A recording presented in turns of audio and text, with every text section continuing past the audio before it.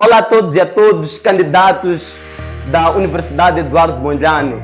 Hoje estamos aqui para uma resolução do Exame de História 2024, Exame 1, Variante 1. Então, vamos... Centro de Preparação para Exames de Admissão.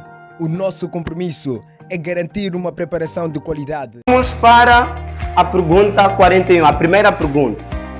Todas as ciências têm métodos e objetos de estudo. Qual é o objeto de estudo da história? Ok, a pergunta 41 procuram saber qual é o objeto, o que estuda a história. Então, como alternativas temos a alternativa A, o passado do homem. Será que a história estuda o passado do homem? Alternativa B, a dinâmica das sociedades humanas no espaço e no tempo. Alternativa C, a mobilidade humana. Alternativa D, o passado e a sua relação com o presente, prevendo o futuro.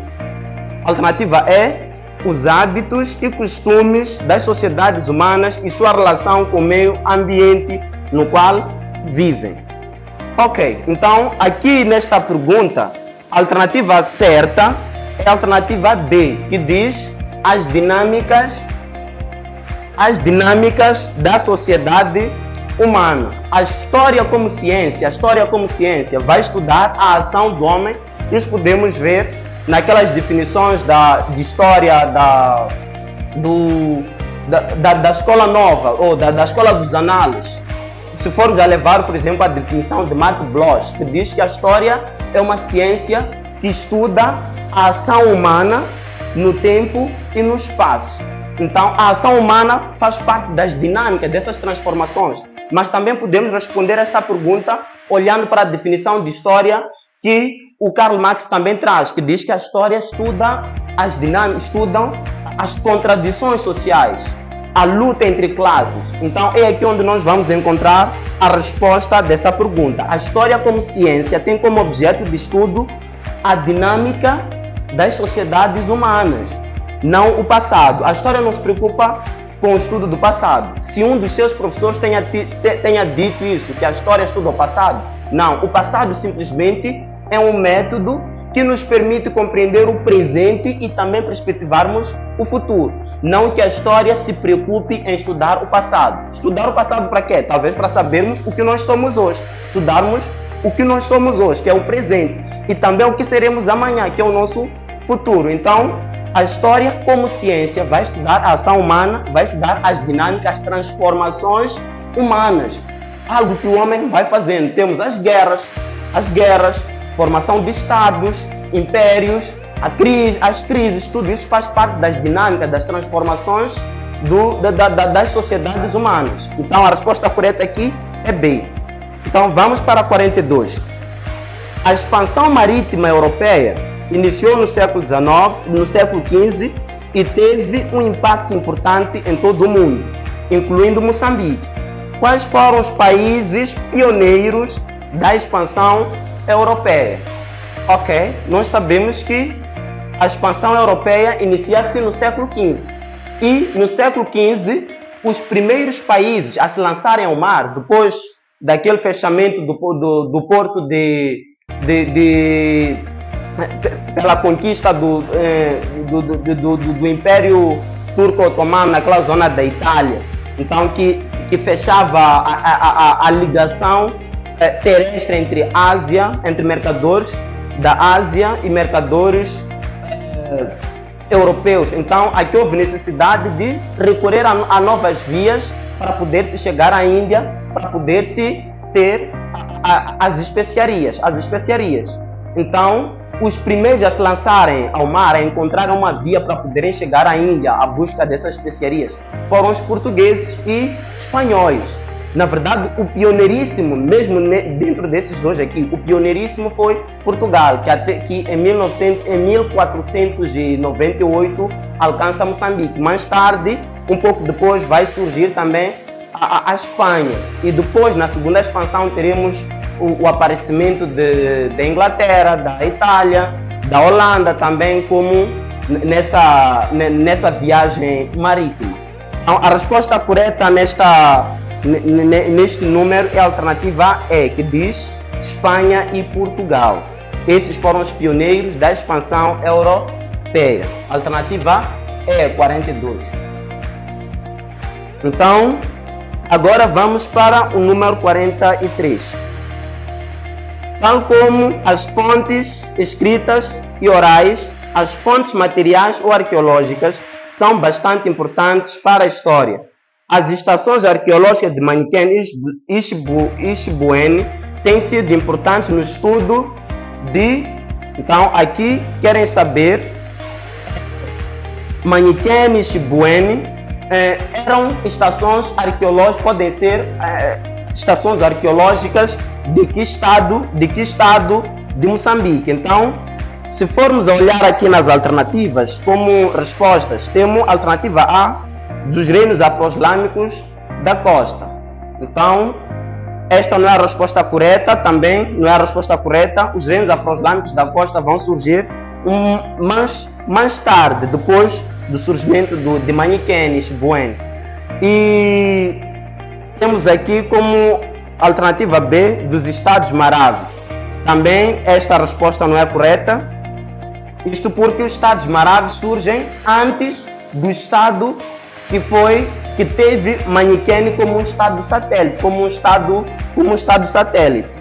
Então, aqui a resposta correta é a alternativa E, que diz do estado de Zimbábue.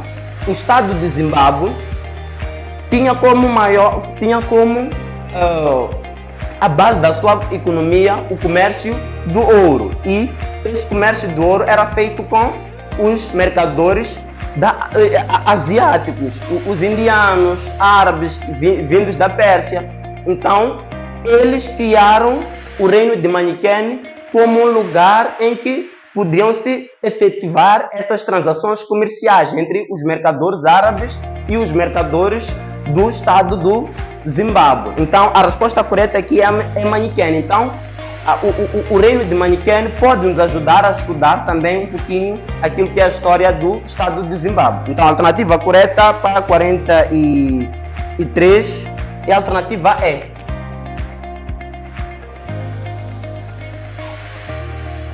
Então vamos para 44. Na organização social das primeiras comunidades em Moçambique encontram-se as linhagens matrilineares e patrilineares. Do ponto de vista de predomínio regional, a linhagem matrilinear pode ser situada nas atuais províncias de... As linhagens matrilineares podem ser localizadas ao norte do rio Zambeze. Então, aqui como respostas, como alternativas, temos a alternativa A. Como resposta, temos a alternativa A, Manica e Sofala. Esta não. Sofala e Inhambane. Sofala e Inhambane. Inhambane é uma... nesta região, da região do sul, do Vale do Zambeze, até Rio Limpopo, até zonas de Maputo, Gaza, Inhambane. Aqui temos sociedades patrilineares, em que quem manda numa família é um homem, enquanto nas sociedades matrilineares temos o poder que se verifica da mulher. Então, as sociedades patrilineares localizam-se principalmente na zona sul, e as sociedades matrilineares ao norte do Vale do Zambeze. Então, aqui a resposta correta seria Nampula e Cabo Delgado. Então, que também é a alternativa E. Alternativa E. Vamos para o número 45. Embora influenciada por outros contactos posteriores, a expansão e fixação banto, que data do primeiro milênio, continua com as marcas indeléveis na sociedade moçambicana. Por exemplo, as expressões muluco, mulungu, nungu, nungungulu, Nwari e Chiquembo são termos bantu que se referem-se a deuses. deuses africanos. Nós temos nossos chiquemos, estamos a falar dos antepassados, que são os deuses africanos. Então, a alternativa correta aqui é C, que diz Deus e divindade suprema. Alternativa C. Então, vamos para 46. Qual das seguintes unidades políticas podem ser consideradas pré-coloniais? Então, as sociedades pré-coloniais, os primeiros estados que surgiram antes da penetração mercantil europeia foram estados Marave, estado do Ngwenya Mutapa, estado do Zimbábue. São esses estados considerados como pré-coloniais. Pré-coloniais porque surgiram antes da penetração mercantil europeia, antes da colonização. Então, aqui a resposta correta é a alternativa A, que diz Zimbábue, Ngwenya Mutapa e Marave. Esses são os primeiros estados pré-imperialistas. Alternativa A. Vamos para 47. Podemos ver todos esses estados que nós temos aqui. O Ngwenya Mutapa surgiu antes da chegada dos europeus. A chegada dos europeus a Moçambique foi em 1498. E a formação do estado do Ngwenya Mutapa foi em 1450. Então, isso mostra que, na verdade, esse império é pré-imperialista, antes da chegada dos europeus. Estados Marave também vão florescer por aí século XIII, 1200, antes da chegada dos europeus. Por aí também temos estados o estado do Zambése, do Zimbábue, que vai surgir por volta de 1250, também antes da chegada dos europeus. Então a resposta correta é essa mesmo, que tem esses estados. Alternativa A. Vamos para 47. A mineração era uma das atividades econômicas desenvolvidas pelas populações do estado do Ngwenya Mutapa.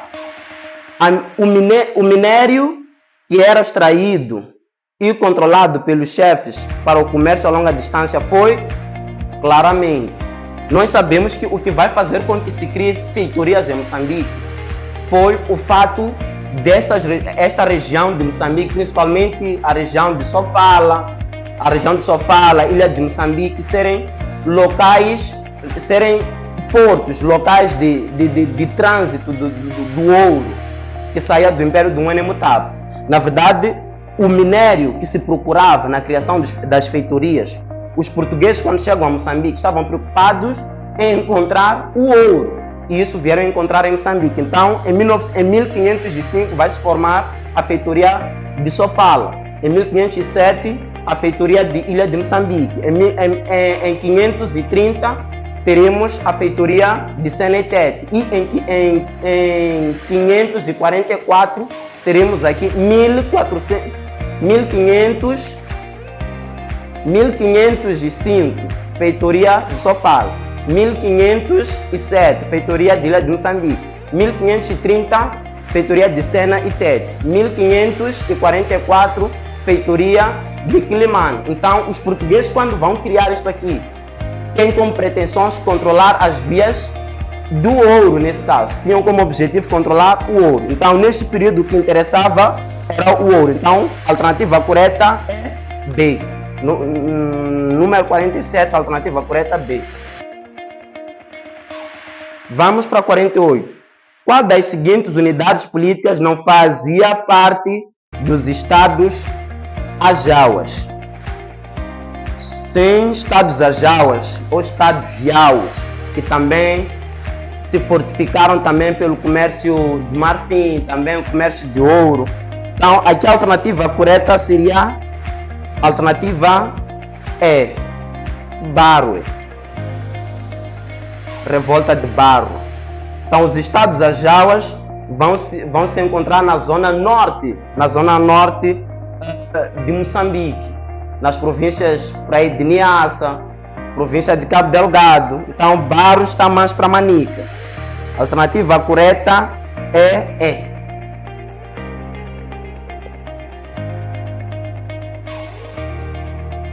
Então, vamos para 49. As evidências dos achados arqueológicos demonstram o longo processo da presença e penetração árabe-persa em Moçambique. Através da costa do Oceano Índico, o início da penetração mercantil árabe-persa em Moçambique. Okay. As evidências dos achados arqueológicos demonstram o longo processo da presença e penetração árabe-persa em Moçambique, através da costa do Oceano Índico. O início da penetração mercantil árabe-persa em Moçambique deu-se, querem saber quando é que se deu essa presença dos árabes, a presença dos comerciantes árabes, persas. É sabido por todos que antes da chegada dos europeus, Moçambique já fazia, não Moçambique, os estados que existiam na região, conhecidos hoje como Moçambique, estou a falar do Mutapa, estou a falar do Grande Zimbábue, alguns reinos, Mazzolo, Kossa, esses todos os reinos já mantinham contatos comerciais, já faziam comércio a longa distância com os árabes. Os árabes, a presença dos árabes aqui nesta região, na zona oriental, verifica-se a partir, principalmente em Moçambique, a partir do século IX até século XII. Século XIII vai se desenvolvendo até a chegada dos europeus em 1498. Então, aqui como respostas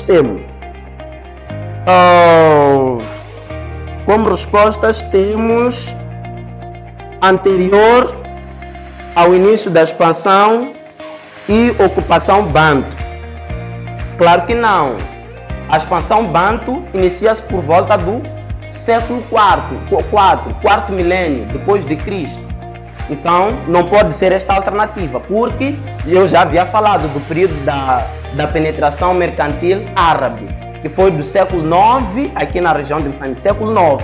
Então, temos aqui a expansão banto, que é século IV, ou quarto milênio. Então, não tem como ser a alternativa A. Vamos para a alternativa B, que diz anterior ao início da penetração mercantil europeia em Moçambique. Claro, essa também pode ser correta, mas vamos ver as outras. C.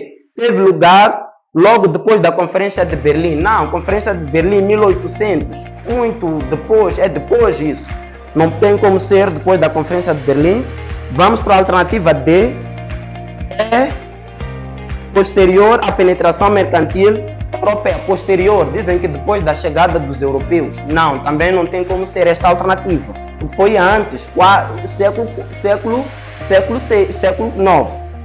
E é que diz é posterior ao processo de ocupação efetiva portuguesa em Moçambique. Ocupação efetiva vai se verificar a partir do século XIX, finais do século XIX, 1800 por aí, é quando se verifica a ocupação efetiva de Moçambique, a demarcação, a delimitação de fronteiras, etc, etc. Tudo isso vai se verificar a partir dos finais do século XIX. Então não tem como. Então, a nossa alternativa correta é esta que diz é anterior ao início da penetração mercantil europeia em Moçambique. Alternativa D.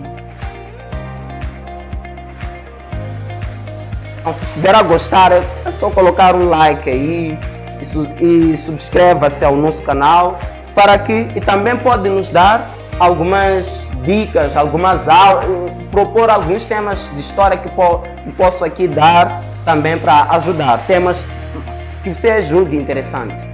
Ok? Então vamos para 50.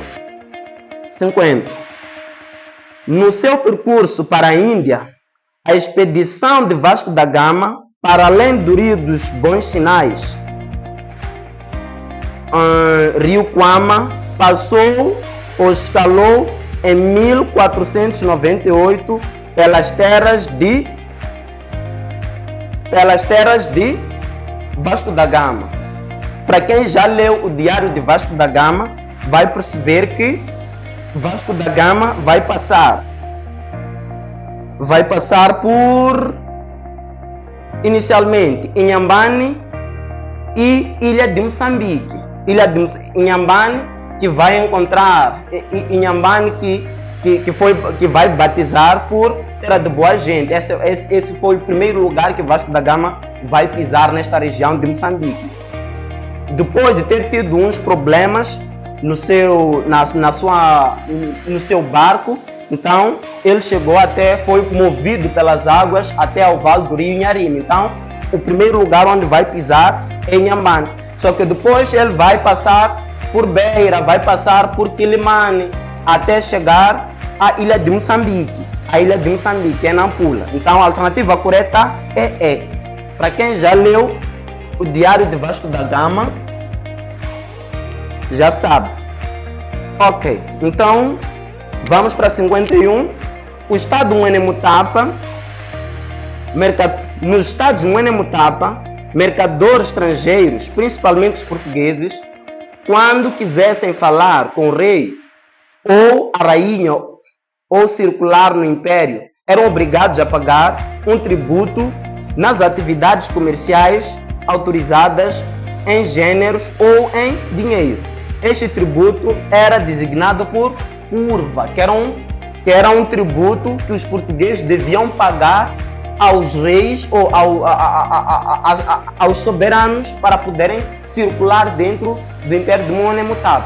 E este imposto era pago por bens de prestígio. Naquela altura, bens de prestígio eram bugigangas que eram roupas, também eram pagos por vidros, garrafas de vidros, eram pagos por espelhos e várias coisas. Então, que os Muenemutapas consideravam algo de grande prestígio. E esse imposto era pago diariamente. A cada momento que você queria entrar no Império do Muenemutapa, você devia pagar este tributo, chamado curva. A alternativa correta é a alternativa A. 51, alternativa correta A. A curva.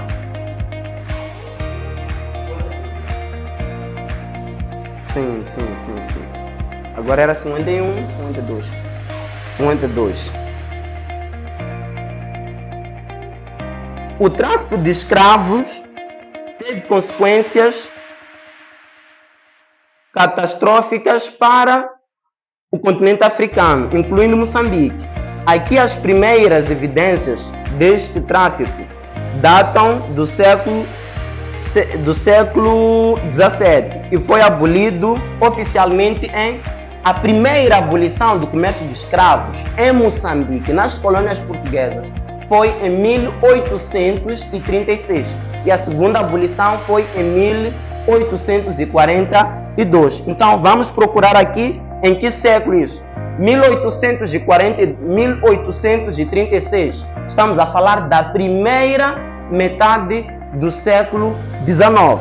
1842, também primeira metade do século XIX.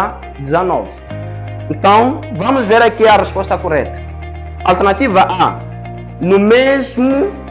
Nos meados do século XVIII. Meados do século XVIII, estamos a falar a partir do século de 1850. Isso é que se chama meados do século XIX. Então, não tem como ser século XVIII, não. Século XVIII até é anterior à abolição. Século XVIII. Então, não tem como ser a alternativa correta. Vamos para B. Na segunda metade do século XIX. 1832. 1800, século XIX. 32, ainda estamos na primeira metade do século XIX. Então, se for a passar 50, teremos a segunda metade. Então, não tem como ser a alternativa correta. Vamos para C. Na primeira metade do século XIX. Esta é a resposta correta, nem precisamos de outras. Alternativa C.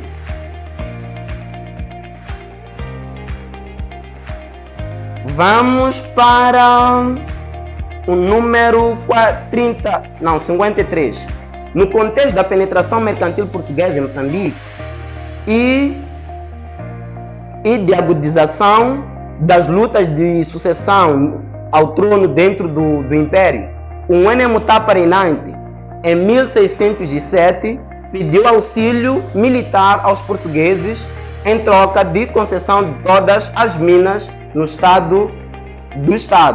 foi em 1607, teremos a traição do famoso traidor Gazzi-Luce, esse que criou uma rebelião contra o seu tio Caprazini, que deveria ser quem devia governar. Só que ele, porque era muito ambicioso, queria ser o dirigente do Mutapa, do estado do Mutapa. Então ele criou uma rebelião contra Caprazini e aliou-se aos portugueses, pedindo auxílio de armamentos para poder aniquilar o seu opositor. E nesta aliança que vai fazer com os portugueses, ele vai dar como recompensa aos portugueses pela ajuda uma parte de extensão de terra onde tinha o ouro. Então, a alternativa correta aqui é a alternativa A, que diz Gazzi-Luce, o traidor. Para além deste, vemos outros traidores também, como Mavura, também vai entregar as terras. Então, os traidores não são esses só. Estamos localizados no bairro 25 de Junho, Chopal B, na Rua da Mesquita, e no bairro de Intaca, Primeira Rotunda, Maputo. Ligue para o número 84 44 07 421 ou 87 94 07 421. CPE, Centro de Preparação para Exames de Admissão. O nosso compromisso é garantir a sua vaga.